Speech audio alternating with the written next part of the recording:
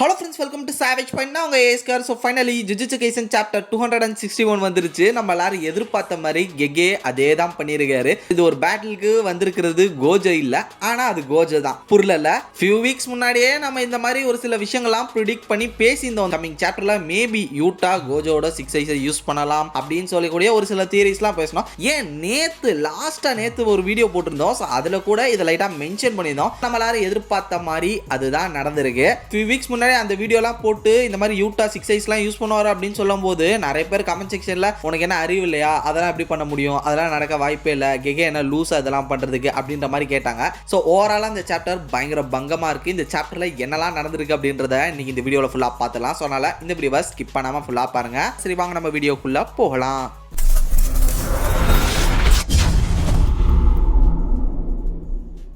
சாப்டரோட ஸ்டார்டிங்கில் யூஜி சுகுனாவோட இதயத்தை அப்படியே நசிக்கிடலாம் அப்படின்னு சொல்லி முடிவு பண்ணியிருக்காரு. பிகாஸ் இங்கே அவரோட நெஞ்சை கிழிச்சு அவரோட ஹார்ட்டை வந்து யூஜி பிடிக்கிற அந்த சுச்சுவேஷனில் இருக்காரு. இப்படியே போயிட்டு இருந்தால் சரி வராது, நம்ம டொமைனை போடலாம் அப்படின்னு சொல்லி பார்க்கும்போது அந்த இடத்துல சுகுனா கோஜோவை பார்க்குறாரு. அவருக்கு ஒன்றுமே புரியல. சுகுனா மிரண்டு போயிருக்காரு. இது எப்படி நடக்க சாத்தியம் அப்படின்னு சொல்லி மிரண்டு போய் பார்த்துட்டு இருக்காரு. ஆனால் உடனடியாக சுகுனா ஒரு விஷயத்த ரியலைஸ் பண்ணுறாரு. அதாவது அந்த விஷயத்த பார்த்ததுக்கப்புறம் யூஜி வந்து பார்த்தீங்கன்னா அடிச்சு தள்ளி விட்டுறாரு. தள்ளி விட்டதுக்கு அப்புறம் இவர் வந்து மன்னிப்பு கேட்கிறாரு. இந்த மாதிரி உன்னை அண்டர் எஸ்டிமேட் பண்ணதுக்கு சாரி, நீ இவ்வளவு பண்ணுவ அப்படின்னு நான் எதிர்பார்க்கல யூட்டா வக்கட்சு அப்படின்னு சொல்ல இங்க நம்ம எல்லாருக்குமே மண்டை வலியே வருது. என்னது, சுகுனா வந்து சொல்றாரு கோஜோ உடம்புல யூட்டா இருக்காரு அப்படின்ற மாதிரி இங்க மென்ஷன் பண்றாரு. அதாவது இங்க யூட்டா என்ன பண்ணிருக்காருன்னா கோஜோட பாடியை கெஞ்சாகுவோட டெக்னிக் வச்சு ப்ரொசஸ் பண்ணி இப்போ யூட்டா வந்து பாத்தீங்கன்னா மொத்த கோஜோவாவும் மாறிட்டாரு.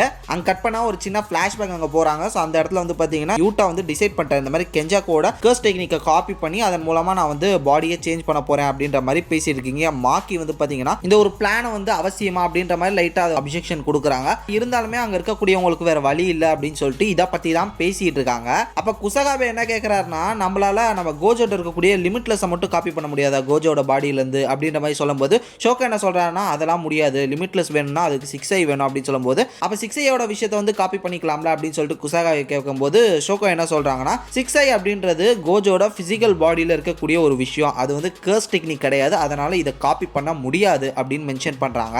கட் பண்ணா மேமே என்ன சொல்றாங்கன்னா, ஒருவேளை கெஞ்சா கூட இந்த கர்ஸ் டெக்னிக்கை வச்சு யூட்டா கோஜோட பாடி வந்து பொசஸ் பண்ணிட்டானா அதுக்கப்புறம் நம்ம யூட்டா வந்து பாத்தீங்கன்னா கோஜோட பாடியிலே நிரந்தரமா இருக்கிற மாதிரியான ஒரு நிலவரம் எங்க ஏற்படும் அப்படின்ற ஒரு விஷயத்தை வந்து பாத்தீங்கன்னா இங்க மேமே சொல்றாங்க. ஸோ இங்க யூட்டா இதுக்கெல்லாம் ஓகே அப்படின்ற மாதிரி ரெடி ஆயிட்டு அதுக்கு ப்ரிப்பேர் பண்ண ஸ்டார்ட் பண்றாரு. சரி, ஓகே, நான் கோஜோட பாடியிலே தொடர்ந்து இருக்கிற மாதிரி இருந்தாலும் பரவாயில்ல, நான் இதை பண்ண போறேன் அப்படின்ற மாதிரி சொல்லும்போது சுத்தி இருக்கிறவங்களாம் இந்த ஒரு விஷயத்த மறுபடியும் ரீகன்சிடர் பண்ணலாமே அப்படின்னு சொல்லி பேசிட்டு இருக்கும்போது யூட்டா டோட்டலா டென்ஷன் ஆகுறாரு. என்ன கோஜோ சென்சேவை பத்தி நீங்க மறந்துட்டீங்களா, அவர் ரொம்ப முக்கியம் அப்படின்னு சொல்லிட்டு இங்க நம்ம யூட்டா வந்து பாத்தீங்கன்னா ஒரு சில விஷயங்களை வந்து ஷேர் பண்றாரு. இந்த மாதிரி கோஜோ சென்சேவை நான் தனியா அந்த இடத்துல சண்டை போட விட்டுருக்க கூடாது சுகுனாவோட, அதனால தான் அவர் இறந்திருக்காரு, அதுக்கு நானும் ஒரு காரணம், இப்போ இந்த பொறுப்பு என் கையிலும் இருக்கு, அதனால நான் அவரா மாறுறதுல எனக்கு எந்த தப்பு இல்லை. அதாவது இங்க எப்படி சொல்றான்னா, நான் மான்ஸ்டர் ஆகுறதுல எனக்கு எந்த தப்பு இல்லை, நான் அதுக்கு ரெடி தான், நான் அதை பண்ணுவேன் அப்படின்னு சொல்லிட்டு யூட்டா இங்க ரெடி ஆயிட்டு இருக்காரு. பேரலா இன்னொரு ஒரு சீன் காட்டுறாங்க, ஒரு சின்ன பிளாஷ்பேக், அங்க இருந்து வேற ஒரு சீக்வன்ஸை காட்டுறாங்க. இந்த இடத்துல வந்து பாத்தீங்கன்னா நம்ம யூட்டா அண்ட் கோஜோ இவங்க 2 பேருமே இருக்காங்க. இந்த இடத்துல கோஜோமே உயிரோடு இருக்காரு. நம்ம யூட்டா என்ன கேட்கறாங்கன்னா, கோஜோ சென்சே நீங்க இறந்து போனதுக்கு அப்புறம் உங்க பாடியை நான் யூஸ் பண்ணிக்கலாமா, அது உங்களுக்கு பிரச்சனை இல்லையா அப்படின்ற மாதிரி கேட்கும்போது அதெல்லாம் எனக்கு ஒரு பிரச்சனையும் இல்லை, நான் செத்ததுக்கு அப்புறம் என் பாடி டெட் பாடிக்கு என்ன ஆச்சுன்னா எனக்கு ஒரு கவலையும் இல்லை அப்படின்ற மாதிரி இங்க வந்து பாத்தீங்கன்னா நம்ம கோஜோ வந்து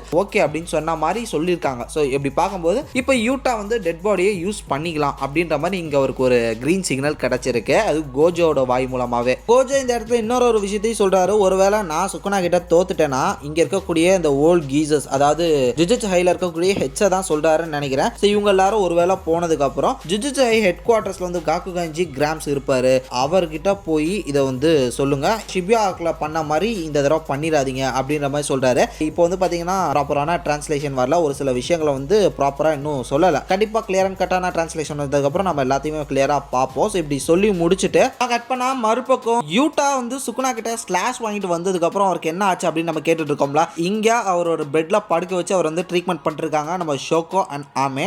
இந்த இடத்துல அராட்டா என்ன பண்றாங்கன்னா, அவங்களோட கர்ஸ் டெக்னிக் வச்சு யூட்டா வந்து சீரியஸான சிச்சுவேஷனுக்கு போக விடாம அவங்கள உயிரை இழுத்து பிடிச்சி வச்சுட்டு இருக்காங்க. இந்த இடத்துல ஒரு மயக்க நிலையில படுத்துக்கிட்டு யூட்டா வந்து பாத்தீங்கன்னா ரீகாக்கு தேங்க்ஸ் சொல்லிட்டு இருக்காரு. ஷோகோட்ட வந்து பேச ட்ரை பண்றாரு. ஆனா இந்த இடத்துல ஷோகோ என்ன சொல்றாங்கன்னா, யூட்டா உன்னை நான் ஆல்ரெடி கோஜோவோட அந்த காப்ஸ் கூட வந்து ஸ்டிச் அப் பண்ணிட்டேன், நீ வந்து ஒன்ஸ் ஆர்சிடி வந்து ஆக்டிவேட் பண்ணதுக்கப்புறம் நீ கம்ப்ளீட் பாடி வந்து பார்த்தனா ஆக்சஸ் பண்ணிக்குவா அப்படின்ற மாதிரி இங்கே நம்ம ஷோக்கோ சொல்லி முடிக்கிறாங்க. அங்கே கட் பண்ணால் இப்போ ப்ரெசன்ட் டைமில் நடந்துட்டு இருக்கக்கூடிய அந்த ஒரு பேட்டில் காட்டுறாங்க சுக்குனா. இப்போ யூட்டா வந்து பார்த்தீங்கன்னா கோஜோட பாடியில் இருக்காரு. ஸோ இப்போ ரெண்டு பேருமே அவங்களோட டொமைன் எக்ஸ்பென்ஷனை ஓப்பன் பண்ணக்கூடிய ஒரு போஸை காமிச்சு நிற்கிறாங்க. இந்த இடத்துல நரேட்டர் என்ன சொல்றாருன்னா, கோஜோக்கு ஆல்ரெடி சுக்குனாவோட ஓப்பன் பேரியர் டொமைனுக்கான சொல்யூஷன் என்னன்னு தெரியும் அப்படின்ற மாதிரி இங்கே நரேட்டர் சொல்றாங்க. சுக்குனா அவரோட மேல்பேலன்ஸ் ட்ரெயினை போறாரு. மறுபக்கம் யூட்டா வந்து பார்த்தீங்கன்னா கோஜோட அன்லிமிட்டட் வாய்டை வந்து பார்த்தீங்கன்னா ஓப்பன் பண்ணுறாரு. இதோட இந்த சாப்டர் முடியுது. இந்த சாப்டர் வந்து பார்த்தீங்கன்னா இதுக்கு அடுத்து வரக்கூடிய சாப்டர் த ரிவெஞ்ச் மேட்ச் பிகின்ஸ் அப்படின்ற மாதிரி சொல்லி நம்ம நரேட்டர் முடிச்சு வச்சிருக்காரு. நெக்ஸ்ட் வீக் வந்து பார்த்தீங்கன்னா பிரேக். ஸோ அதுக்கப்புறம் என்ன நடக்க போகுது, இந்த பேட்டில் எப்படி போச்சு அப்படின்றத பார்க்கறதுக்கு நான் ரொம்ப ஆர்வமாக காத்துக்கிட்டு இருக்கேன். உண்மையிலேயே ஒரு தரமான சாப்டருங்க. ஃபைனலி ஃபேன்ஸ் கோஜோ இருக்காரா செத்தாரா அப்படின்றத ஒரு கேள்விக்கு நம்ம கேக்கே ஆன்சர் பண்ணிட்டாரு. கோஜோ ப்ராப்பரா இறந்துட்டாரு அப்படின்ற விஷயத்த இங்க தெல்ல தெளிவா கேகே நமக்கு வந்து சொல்லிட்டாரு. கோஜோ இறந்தது தான், அவரோட டெட் பாடி இந்த மாதிரி இருக்கு, அதை நீ யூஸ் பண்ணிக்க அப்படின்றதுக்கு இப்போ அவருமே பர்மிஷன் கொடுத்துட்டாரு. இப்போ அவரோட பாடியில இனிமே யூட்டா தான் இருக்க போறாரு அப்படின்ற ஒரு விஷயத்தையும் இப்போ ரிவீல் பண்ணியிருக்காங்க. ஒரு விதத்துல கோஜோக்கு ட்ரிபியூட் கொடுத்த மாதிரி ஆச்சு, மறுபக்கம் கோஜோவே ஒரு சைட்ல கோட்டு வந்து ஒரு ஃபயரை கிளப்பின மாதிரி ஆச்சு. இப்போ அந்த கர்ஸ் டெக்னிக் எல்லா அட்டாக்ஸையும் வந்து பாத்தீங்கன்னா கோஜோ என்ன செய்வாரோ அது எல்லாத்தையுமே இப்போ யூட்டாவாலையும் செய்ய முடியும். அப்படி பார்க்கும்போது மறுபடியும் ஜுஜுட்சு கைசன் ஃபயர் ஆக ஆரம்பிச்சிருச்சு அப்படின்னு தான் நான் சொல்லுவேன். சரி, ஓகே ஃப்ரெண்ட்ஸ், இது வந்து பார்த்தீங்கன்னா கொஞ்சம் ஏர்லி ஸ்டேஜஸில் வந்திருக்கக்கூடிய ட்ரான்ஸ்லேஷன் தான். ஒருவேளை ட்ரான்ஸ்லேஷன் ஏதாவது மிஸ்லீட் அது மாதிரி ஏதாவது இருந்துச்சுன்னா கமிங் வீடியோஸில் அது என்னன்றதை நான் உங்களுக்கு எப்பயும் போல கிளியராக கரெக்டாக அதை எக்ஸ்பிளைன் பண்ணிடுறேன். இதே மாதிரி தொடர்ந்து நிறைய இன்ட்ரெஸ்டிங்கான வீடியோஸ் பார்க்கறதுக்கு மறக்காமல் நம்ம சாவேஜ் பைன் சேனலை சப்ஸ்கிரைப் பண்ணி அந்த பெல் ஐக்கானை ப்ரெஸ் பண்ணிங்க. அடுத்த இன்ட்ரெஸ்டிங்கான வீடியோவில்